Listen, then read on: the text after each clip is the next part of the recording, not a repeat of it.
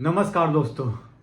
दरअसल दो बाहुबली नेता, चाहे उनको बाहुबली बोलिए या रॉबिन हुड बोलिए, दरअसल उनकी मौत होती है जेल में।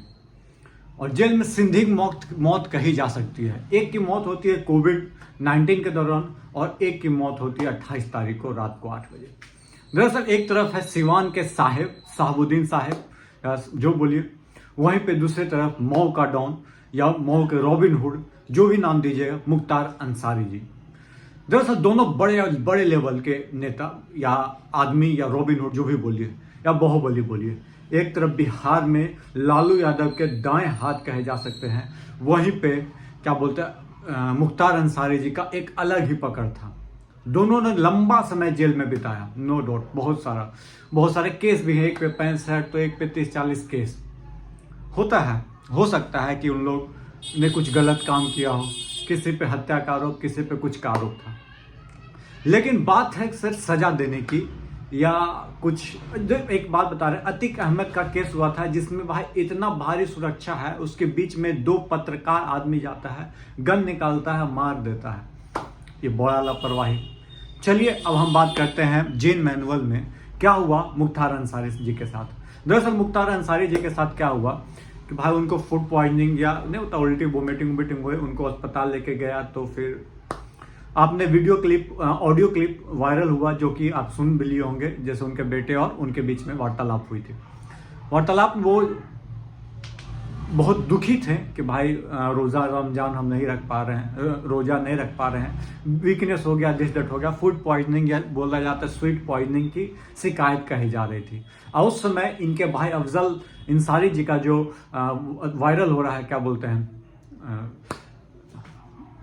प्रेस कॉन्फ्रेंस इंटरव्यू जो वायरल हो रहा है, उसमें वो कह रहे हैं कि जब उनकी तबीयत नासाज थी तो बांदा से खबर आया हम लोग के पास, हम लोग बांदा गए और वहाँ मिले तो मुख्तार ने बताया उनको कि ऐसा ऐसा बात है, स्वीट पॉइजनिंग है। और उस समय जो था, उन्हीं की तबीयत नहीं खराब हुई थी, उनके साथ वाले भी जो चेक करके जो खाना देता है, उनकी भी तबीयत खराब हुई थी और बहुत सारे लोगों की तबीयत भी नासाज हुई थी। और जो डॉक्टर चेकअप कर रहे थे, उससे सबसे बड़ी बात हंसी की आपको ये आएगी कि साला चोट लगा है किडनी पे, टाका लगा दिया है, चोट लगा है सर पे, टाका लगा दिया किडनी में। किडनी का सर से क्या कनेक्शन है भाई? बस वही हाल हो गया वहां पे भी। बताइए, मतलब कि सर्जन को आप कहाँ लगा रहे हो? डॉक्टर चाहिए, अच्छा हमको किडनी खराब होगा या पीछे नस में दिक्कत होगा तो हम जांच कराएंगे सर्जन के पास जाके। और सर्जन कौन सा? जो बच्चा कच्चे का अथी करता है, वो उस सर्जन के पास जाएंगे। बताइए, हड्डी टूटेगा तो हम जाएंगे अथी के पास, न्यूरोलॉजिस्ट के पास। इको मतलब हुआ, यही हाल हुआ केस, जो उनका कहना है, जैसा उनका कहना है। और वो फोन पे पूछ कर बोलते हैं कि हाँ भाई, बताते हैं कैसा है दिक्कत है, दोस्त से पूछते हैं, यार से पूछते हैं, उसके बाद वो बताते हैं कि हाँ ये दवा चलाइए, कीजिए, वो कीजिए। बताइए इस सिस्टम क्या है दोस्तों? मानते हैं कि वो गुनहगार हो सकते हैं, उनको सजा मिली है, लेकिन ये मानना कहाँ तक जायज है, ये बताना कहाँ तक जायज है कि किसी को जेल में ही आप मार दो, उसको स्वीट पॉइजनिंग या फूड पॉइजनिंग, जो भी हालात हो, जो भी खाना हो, उसको खराब खाना देकर। और उससे बड़ी बात कहना उनका ये है कि भाई साहब, हम लोग अभी बात करके निकले हूँ, वो बोला है डॉक्टर कि भाई 2-3 दिन में ठीक हो जाएंगे, उसके बाद हम लोग शिफ्ट करेंगे जेल में। और बंदा उठ नहीं पा रहा, व्हील चेयर से लेके जाया जा रहा है उनको जेल में। और उससे भी बड़ी बात चीज है कि 2 घंटे बाद, जब तक बांदा से निकले हुए 2 घंटे भी नहीं हुआ है, और फोन ये आया है कि भाई साहब ही इज टोटली फिट। ये कहाँ का चीज है? बताइए, आपका डॉक्टर बोल रहा है कि भाई साहब 3-4 दिन और रुकेंगे, और सरकार धक्का धक पता नहीं जो भी होंगे, I don't know and I don't care, कि भाई वो बोल रहा है कि फिट हो गए। ये बताइए, ये कहाँ के नियम है यार? गजब, बहुत खराब चीज है। उसके बाद बंदा बेचारा को, जो भी, उसके बाद वो हॉस्पिटल आते हैं, दूसरे 24 घंटे बाद उनकी तबीयत इतनी खराब होती है, हार्ट अटैक बोलता है, जहर बोलते हैं, पता नहीं क्या है, किस तरह से मौत होती है, आई डोंट नो। ये तो अब आने वाला कोर्ट न्यायिक जांच होगी, उसके बाद ही पता चलेगा। लेकिन भाई साहब, ये जेल में खेल जो है बहुत खराब चल रहा है। As a humanity, as a human being, हमको लगता है कि भाई जो आपको न्यायिक, जो उसको फांसी की सजा देना होगा, उनको क्या बोलते हैं, अथी देना होगा, उम्र कैद देना होगा, वो न्यायालय का काम है। आपका काम है सरकार चलाना। सरकार चलाइए जी।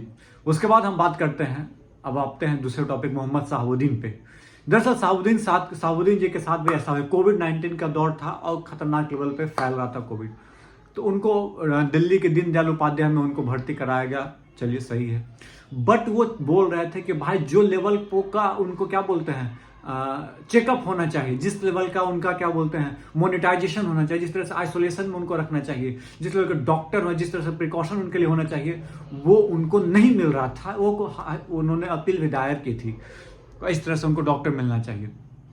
बट हुआ क्या? कुछ नहीं, मौत हो गई जेल में। ये सिस्टम है दोस्तों। अब इसके पीछे हाथ किसका है आई डोंट नो। हाथ है कि नहीं है ये तो समय बताएगा आने वाला। और यहाँ तक अफजल अंसारी का ये भी कहना है कि भाई मैं खर्चा उठाने के लिए, उनका परिवार भी यहाँ लिखित तौर पर दे देता है कि भाई आपसे नहीं हो पा रहा है तो बड़े डॉक्टर, बड़े मेडिकल उसको अस्पताल में लेकर जाइए, हम लोग खर्चा देंगे। और जो भीड़ साहब जनाजे के दौरान जब वो जा रहे थे, अंतिम जब वो विदाई ले रहे थे, उनके जनाजे के दौरान जो भीड़ थी, जो वो बैरिकेटिंग जैसे जो गेट को तोड़कर कब्रिस्तान का जिस तरह से लोग भागे हैं, भाई साहब पता नहीं कितना बड़ा क्रेज था मऊ गाजीपुर साइड में, कितने लोग थे, हजारों की संख्या में का जो भीड़ था, जो जुलूस था, शायद वो देखने लायक होगा। पता नहीं, हमको तो नहीं लगता है कि इतना खतरनाक लेवल की भीड़ थी।